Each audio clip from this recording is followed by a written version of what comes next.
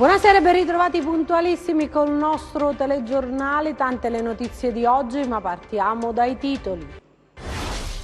Giovani in piazza anche in Calabria per il Fridays for Future, la manifestazione in difesa dell'ambiente e sostegno agli studenti dalle istituzioni.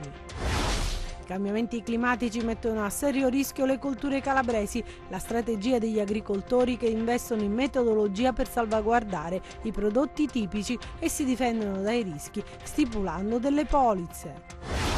Non si terranno le primarie per legge per mancanza di candidati, scaduto oggi alle 12 il termine ultimo per la formalizzazione delle candidature, è accaduto già nel 2014.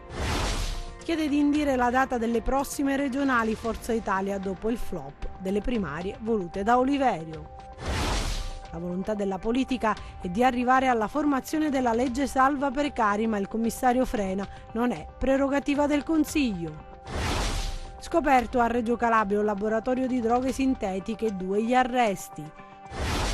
Migrazione sanitaria e mala sanità ha sportato il rene sano ad un calabrese che si è sottoposto a Milano ad un intervento chirurgico, in corso il processo.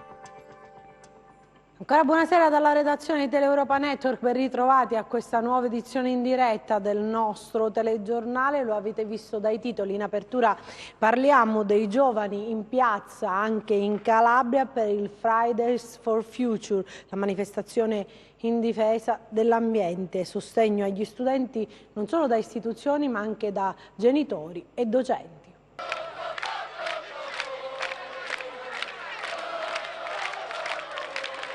Centinaia di ragazzi in Calabria hanno partecipato al Fridays for Future, la manifestazione per la difesa dell'ambiente, flash mob, cortei festosi e colorati per le strade delle città, tanti cartelli e gli slogan contro la politica accusata di non adottare iniziative adeguate per la tutela del clima e la sostenibilità ambientale.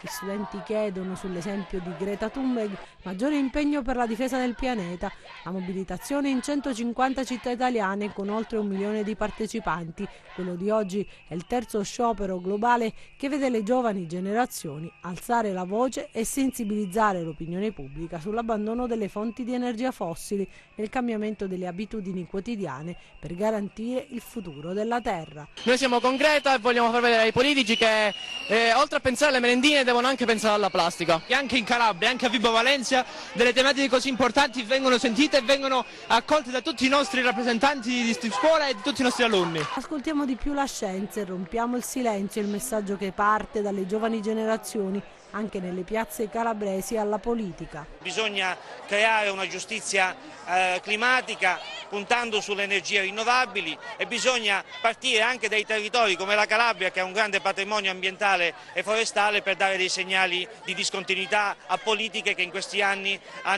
non hanno risparmiato ovviamente l'ambiente, anzi lo hanno aggravato, hanno creato condizioni veramente di difficoltà, arrivando appunto ad arrivare a questa emergenza climatica.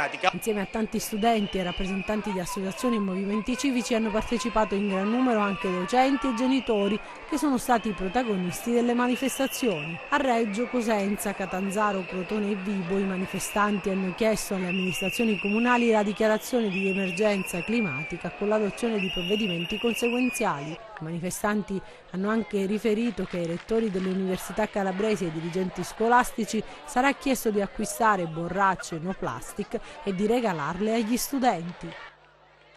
A proposito di salvare il pianeta, agricoltura di precisione per contrastare le conseguenze proprio dei cambiamenti climatici è la scelta compiuta da alcune aziende calabresi costrette a stipulare delle polizze contro i rischi di produzione compromesse proprio dai cambiamenti climatici. Le bombe d'acqua con cui facciamo i conti sempre più spesso negli ultimi anni o il caldo record dell'estate appena trascorsa sono conseguenza dei cambiamenti climatici, lo sanno bene gli agricoltori che ad esempio nella Sicilia occidentale hanno sostituito le colture tradizionali di pomodoro pachino con papaya e banane. In Calabria le aziende scelgono di difendere i prodotti tipici ma sono costrette a cambiare strategia. Noi come Confagricoltura intendiamo dare un segno a quello che è il cambiamento climatico per le nostre aziende, soprattutto pensando ad una migliore meccanizzazione, a un'agricoltura più di precisione, quindi ad un risparmio idrico fatto in maniera strutturata. Noi cerchiamo di aiutare anche le aziende in questo, abbiamo una convenzione come Confagricoltura con la Metafin, che è un'azienda leader in quella che è il risparmio idrico, un'azienda israeliana. Israele è il primo paese che ha cominciato a pensare a quello che era la difficoltà di irrigare, proprio perché le caratteristiche ovviamente geografiche non gli consentivano di sprecare l'acqua, quindi sono partiti molto in anticipo rispetto a noi. Questo è una delle possibilità che noi abbiamo messo in campo. Si fatica di più oggi nella coltivazione delle patate in Sila piuttosto che degli agrumi nella Sibaritide? Si fatica di più, si spende molto di più, questo è un grande problema perché proprio il fatto di avere degli sbalzi e di dover affrontare delle avversità costa all'agricoltore sempre di più. Noi da questo punto di vista abbiamo anche messo in campo un'attività assicurativa, perché è l'unica alternativa per avere un sostegno al reddito per le nostre aziende, perché altrimenti rischierebbero di avere annate veramente con guadagni zero. Si pensi alla campagna olearia dell'anno scorso, che è stata fallimentare. Gli addetti ai lavori in difficoltà si proteggono con le polizze. Il cambiamento del clima fa lievitare i costi delle aziende, i prodotti costano di più, la spesa per le famiglie aumenta in un lento ma inesorabile effetto domino. La politica adesso, perché non si terranno le primarie per legge per mancanza di candidati, è scaduto proprio oggi alle 12 il termine ultimo per la formalizzazione delle candidature, è accaduto già nel 2014. Non ci saranno le primarie istituzionali, quelle stabilite per decreto dal presidente Oliverio, che si sarebbero dovute svolgere il 20 ottobre. Il motivo? Eccolo, non è stata presentata nessuna candidatura. Il termine ultimo era fissato per le ore 12 di oggi. Nessuno, quindi, ha voluto utilizzare questa opportunità, nemmeno Franco Corbelli, che ha fatto sapere di averci pensato bene, visto che non vi è traccia di altri competitor. Stabilire le primarie istituzionali, secondo la normativa, costituisce un atto dovuto previsto dall'articolo 5 della legge regionale numero 25 del 2009, ed è facoltà dei partiti e delle coalizioni parteciparvi. Le consultazioni primarie sono finanziate dalla Regione e non escludono nessun partito o movimento politico. Oliverio non presenta un unicum nella storia regionale, in quanto le primarie furono indette anche in occasione della scorsa legislatura, nel 2014, ma nessun partito le utilizzò. La buona notizia è che noi calabresi abbiamo risparmiato un po' di soldini, visto che l'organizzazione delle primarie prevedeva dei costi. Ed ora a Catanzaro per parlare dell'assemblea regionale dei segretari dei circoli e degli amministratori calabresi del Partito Democratico, autoconvocati proprio per chiedere che si tengano le primarie per la scelta del candidato presidente alla regione, che ha approvato per acclamazione un documento con il quale hanno sollecitato il segretario del partito Nicola Zingaretti protagonismo e partecipazione dei democratici calabresi alle scelte relative al futuro della Calabria, a partire dalla predisposizione del programma, dalla definizione delle alleanze e dalla scelta del candidato a presidente della regione e anche dalla selezione delle candidature per il Consiglio regionale. L'Assemblea ha dato inoltre mandato ad una delegazione di chiedere un incontro alla segreteria nazionale del PD proprio per illustrare il documento corredato da oltre 5.000 firme raccolte proprio fra gli iscritti al partito. Nel testo si sottolinea che l'Assemblea respinge con fermezza le azioni messe in campo dal commissario regionale del Partito Democratico, il quale, violando le regole statutarie, cerca di impedire ai circoli e agli organismi intermedi di discutere e contribuire alle imminenti scelte relative alle prossime scadenze politiche ed elettorali. Questo quanto hanno deciso nell'Assemblea dei circoli del Partito Democratico. Forza Italia invece chiede di indire la data delle prossime regionali dopo il flop delle primarie volute da Oliverio. Al voto subito è quanto chiede Forza Italia dopo il flop delle primarie istituzionali indette dal presidente Oliverio. A questo punto non resta che convocare le elezioni. Le chiede a gran voce il consigliere regionale Gianluca Gallo. Il capogruppo della Casa delle Libertà dice non ci sono più alibi e manda segnali a chi si ostina a tenere in vita una legislatura segnata dal malgoverno del centrosinistra, trasformatosi negli ultimi mesi in un non governo che non ha fatto che peggiorare la situazione della Calabria su tanti fronti, sanità e lavoro su tutti. Oliverio qualche giorno fa aveva assunto un chiaro e pubblico impegno: convocare le elezioni al più presto. Ora che non sarà necessario attendere l'esito delle primarie, solo un passo resta da compiere: indire le elezioni, quelle vere. Secondo il capogruppo degli Azzurri, Oliverio ha la possibilità di congedarsi con onore dalla sua esperienza di governatore, con uno scatto di orgoglio e dignità che ponga fine a questi giochi attraverso l'immediata convocazione delle elezioni. Dovesse procedere diversamente, conclude poi Gallo, porterebbe su di sé anche il marchio dell'ennesimo raggiro ai danni dei calabresi. Lasciamo la politica, parliamo di sanità, perché la volontà della politica è arrivare alla formazione della legge salva precari, ma il commissario ad acta frena, non è prerogativa del Consiglio. Vediamo. Ricapitoliamo. Il Consiglio regionale della Calabria varerà la legge salva precari, ma il commissario Cotticelli ha già fatto sapere che verrà bocciata, in quanto tutto ciò che riguarda questo genere di provvedimenti in sanità è di stretta competenza del commissario. E allora di che parliamo? Se non è una fregatura, ci somiglia molto. Morale della favola, tutta a casa i precari? Allo Stato pare proprio di sì. Notizia questa non proprio bellissima, anche per gli 80 OS licenziati dall'Annunziata e ai quali Cotticelli a Cosenza, nella riunione che si è svolta in prefettura, si è espresso così. Io ho parlato molto chiaramente con la Coop Service e l'altra società che è subentrata, la Multiservice, e ho detto loro che nessun lavoratore deve essere licenziato. Questo è un dato, perché se uno di loro viene toccato, io so quello che devo fare per i contratti che legano le aziende sanitarie a queste società. Nessun lavoratore sarà toccato, devono passare sul mio cadavere. Certo che nessun posto di lavoro verrà perso, ma la condizione è che saranno demansionati. Altra bella fregatura. E proprio stamattina la direzione dell'azienda ospedaliera di Cosenza ha fatto partire le lettere indirizzate ai lavoratori per rivedere il contratto. Finisce qui? No, perché lunedì prossimo a Catanzaro è prevista la manifestazione di altri precari.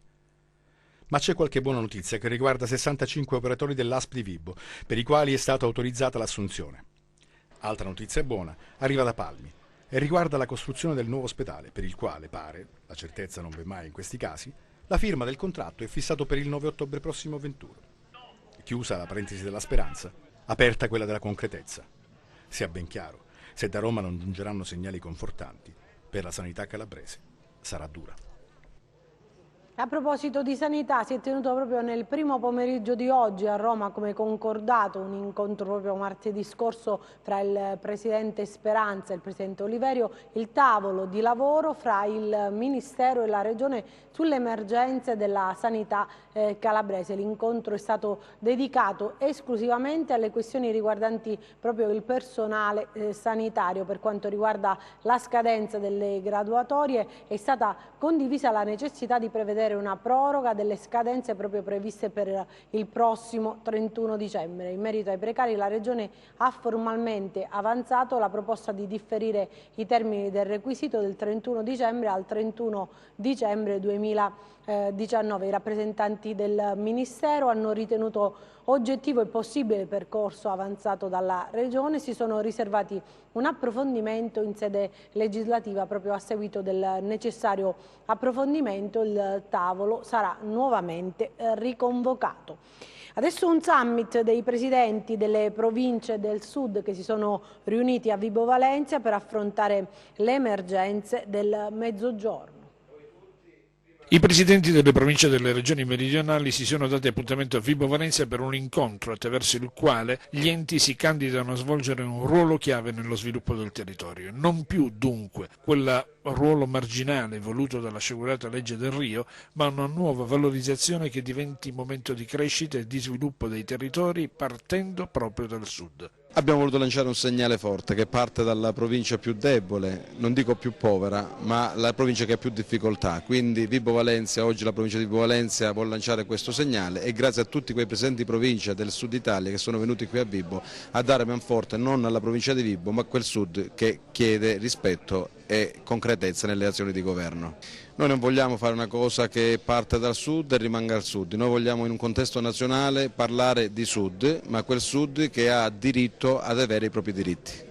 Al fianco dei presidenti delle province è significativo il particolare che a Vibo Valentia siano giunti anche i segretari generali degli enti, guidati dal direttore generale dell'UPI, Pietro Antonelli. La fisionomia delle province non è chiara perché abbiamo avuto degli anni di forte messa in discussione del livello di governo provinciale. Le province, dopo il venir meno del referendum abrogativo delle stesse, adesso devono riprendere vigore da un punto di vista istituzionale, da un punto di vista organizzativo e da un punto di vista finanziario. È un ente che deve guardare in basso, deve guardare verso i servizi da erogare ai comuni. I comuni è il terminale ultimo e la risposta prima da parte dei cittadini, la provincia deve volgere lo sguardo verso il basso, a favore dei comuni, aiutarli, accompagnarli attraverso tutte una serie di funzioni di servizio per il territorio. Grazie. Adesso parliamo di cronaca perché ci spostiamo a Catanzaro con una notizia: 5 persone che sono rimaste ferite in una violenta lite avvenuta proprio nel pomeriggio di oggi a Catanzaro. Uno dei feriti è stato ricoverato in codice rosso in ospedale a causa proprio delle ferite riportate. Per cause in corso di accertamento si sarebbero affrontati 2 nuclei familiari legati anche da vincoli di parentela, oltre che di vicini di casa. La lite sarebbe stata violentissima al punto che sarebbero stati usati anche alcuni oggetti contundenti. Sul posto è intervenuta la squadra delle volanti della polizia che ha avviato le indagini sull'accaduto, anche le ambulanze del 118 sul posto per le cure del caso ai feriti. Adesso è stato scoperto a Reggio Calabria un laboratorio di droghe sintetiche, 2 gli arresti.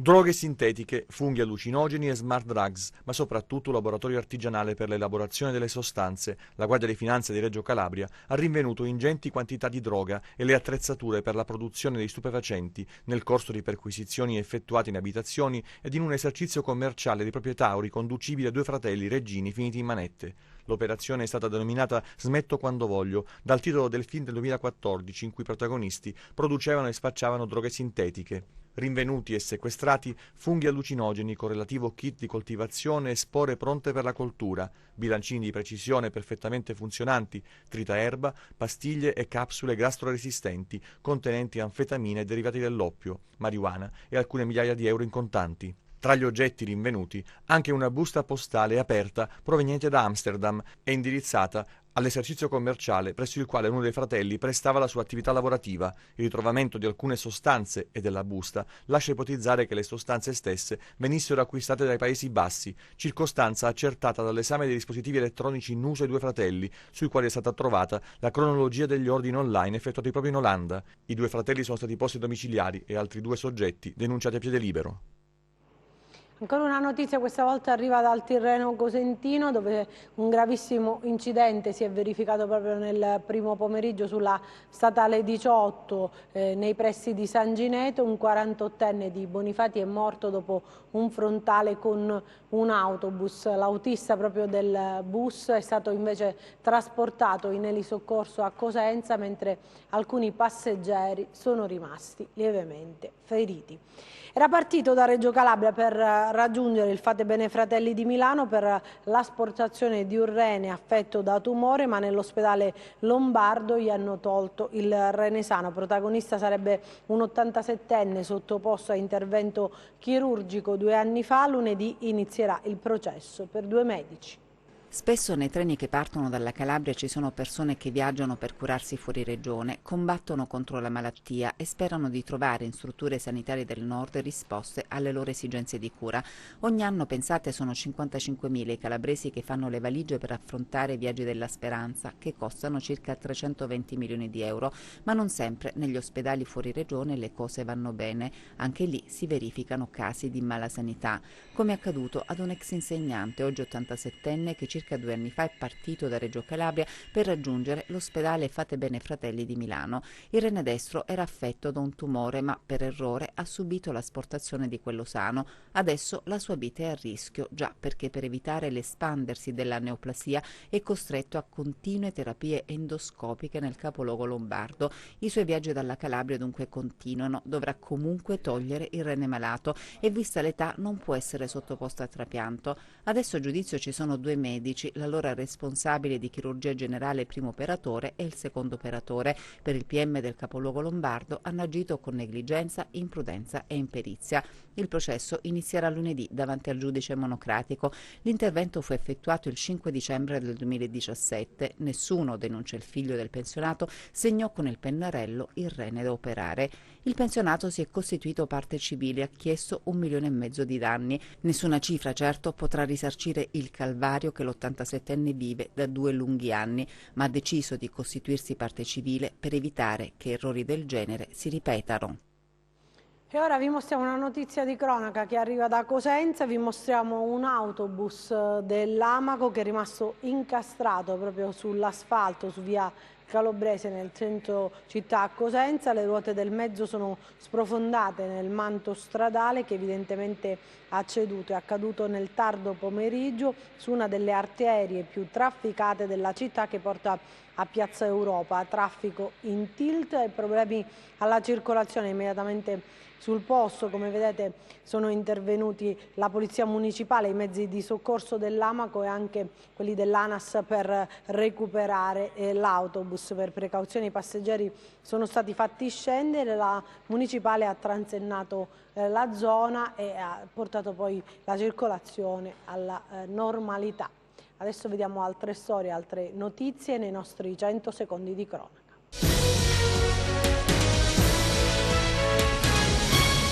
Danneggiato da un incendio un capannone a Catanzaro, la struttura di Vita Deposito era in fase di ristrutturazione. Sul posto sono intervenuti i vigili del fuoco del comando provinciale con l'ausilio di 3 automezzi. Il rogo ha coinvolto la copertura e il controsoffitto, interessando anche alcune cataste di pannelli che si trovavano all'interno. Non si sono registrati danni alle persone. Sul posto sono intervenuti anche gli agenti della Polizia di Stato e i Carabinieri che hanno avviato le indagini per accertare le cause delle fiamme. Una piantagione di canapa indiana è stata scoperta e distrutta dai carabinieri del gruppo di Locri nel territorio di Platì. L'area nascosta dalla vegetazione era stata recintata. Le piantine venivano annaffiate attraverso un sistema di irrigazione collegato alla rete idrica comunale costituito da tubi di gomma in grado di estendersi su tutta l'area coltivata. Trovato anche un casolare adibito ad essiccatoio con all'interno circa 2,5 kg di marijuana essiccata pronta ad essere immessa sul mercato. Arrestato in Lussemburgo, è arrivato in Italia a Santo Rumbo, coinvolto nell'operazione Canadian 'Ndrangheta Connection eseguita dalla Polizia di Stato e dalla squadra mobile di Reggio Calabria, coordinata dal procuratore aggiunto Giuseppe Lombardo. Rumbo è stato portato nel carcere di Rebibbia.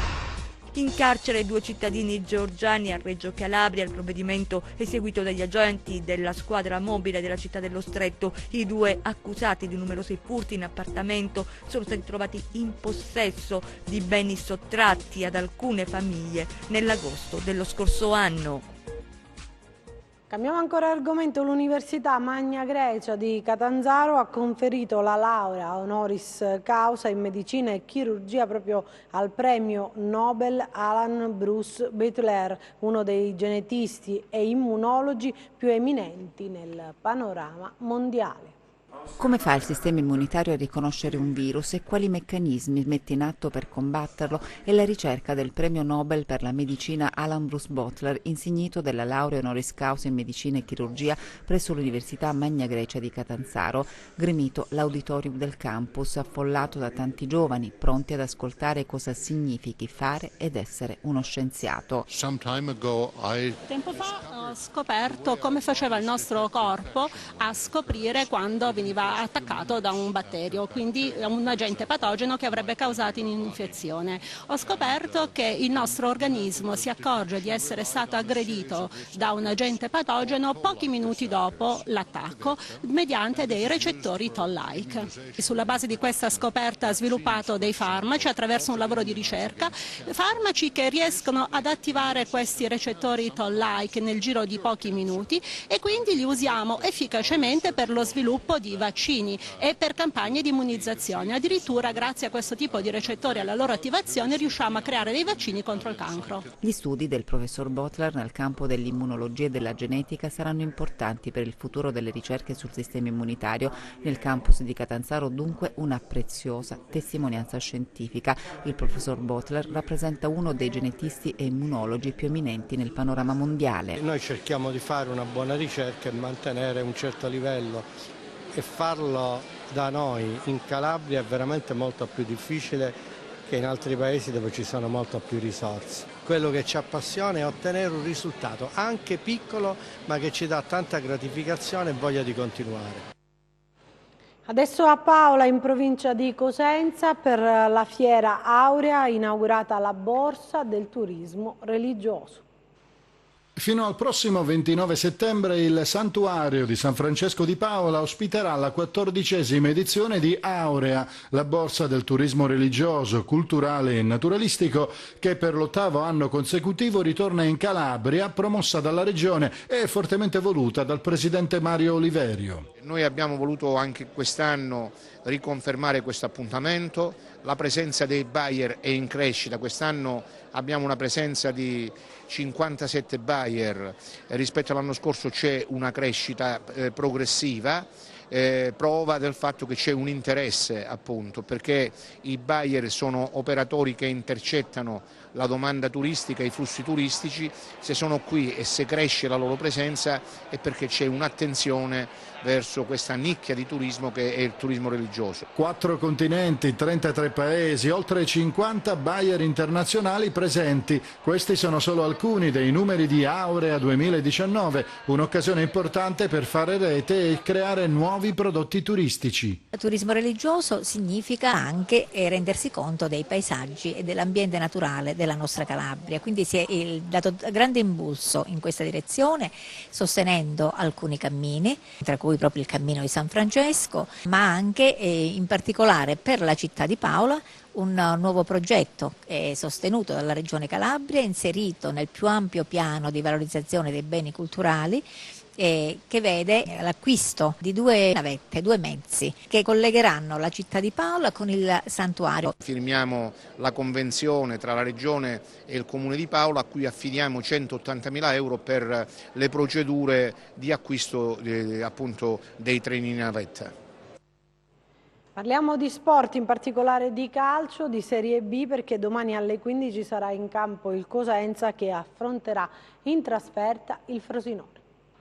Nessuna conferenza stampa per mister Braglia, che già al termine della partita con il Livorno aveva analizzato l'evidente calo dei suoi, autori di una prestazione ben diversa dagli standard dei rossoblù, e ha annunciato qualche variazione sul tema. Da qui in avanti, se recuperiamo un po' tutti, vedremo di farli allenare bene, partecipare a delle partitelle d'allenamento e poi quando saranno in grado giocheranno. Ora dobbiamo cercare di trovare gente che corre, che pedala, come fanno tutti, e che abbiano fame e che ci abbiano motivazioni. Modulo o elementi? Lo scopriremo a pochi minuti dal match dello Stirpe contro un Frosinone forte, ma non in condizioni ottimali. Non ci saranno Lazar, Litteri, Schiavi e Canutè, che resteranno in città per recuperare. I precedenti fra le 2 formazioni sono in favore dei laziali. Fra gli ex della sfida, oltre a Schiavi, che resterà però a casa, c'è mister Braglia, che con il Frosinone nella stagione 2008-2009 ha conseguito 43 panchine. E adesso vediamo le previsioni del tempo.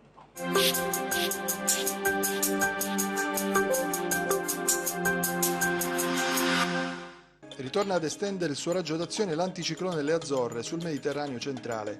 A parte un po' di instabilità pomeridiana sui rilievi per la giornata di venerdì, il cielo si manterrà quasi sgombro da nubi lungo i litorali e le pianure interne. Domani cielo generalmente sereno o poco nuvoloso. Nel corso della giornata modesto aumento della nuvolosità di tipo cumuliforme sui rilievi, ma senza fenomeni degni di nota. Temperatura stazionaria leggermente sopra le medie del periodo. Domani venti sempre a regime di brezza, deboli dai quadranti occidentali sul Tirreno, con mare quasi calmo o poco mosso, dai quadranti orientali sullo Ionio, centro-settentrionale, da scirocco su quello meridionale, con mari calmi o quasi calmi. Prima di salutarci vi ricordo il nostro sito web www.meteoincalabria.com e la nostra pagina Facebook Meteo in Calabria. Anche per noi è tutto, io mi fermo qui, grazie per averci seguito e buon proseguimento con i nostri programmi, arrivederci.